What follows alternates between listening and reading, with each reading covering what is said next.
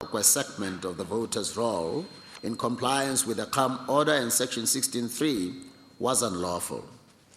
That it admittedly failed to capture all the available addresses since 17 December 2003 is also unlawful and inconsistent with the Constitution.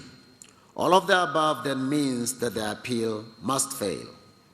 In the alternative, and in anticipation of the possible dismissal of the appeal, the IEC sought direct access to this court. Knowing that it would be impossible for it to correct the voters' roll between the delivery of this judgment and the August 2016 elections, in order to, in effect, have the August 2016 elections held on the basis of a defective voters' roll, is sought in the alternative. And Section 172(1)(b) of the Constitution provides the solution. The power to make a just and equitable order is ordinarily to be preceded by a declaration that conduct or law is inconsistent with the Constitution and invalid. That power is exercisable by a court when deciding a constitutional matter within its power. Retrospectivity and the suspension of the declaration of invalidity flow from the unconstitutionality of conduct or law, and the power to allow the competent authority time to correct the defect that is at the heart of the declaration of invalidity is dependent on satisfying the above prerequisites.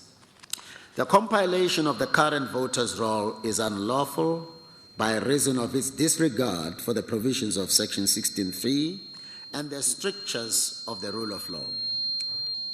This renders it inconsistent with the rule of law, which is one of the cornerstones of our constitutional democracy. It is for this reason that we declare that unlawful conduct constitutionally invalid. The declaration of the IEC's compilation of the National Common Voters' Roll as unlawful, inconsistent with the Constitution and therefore invalid, will be suspended for 18 months from the date of this judgment. This suspension will allow the local government elections scheduled for August 2016 to be proceeded with, notwithstanding the defects in the National Common Voters' Roll.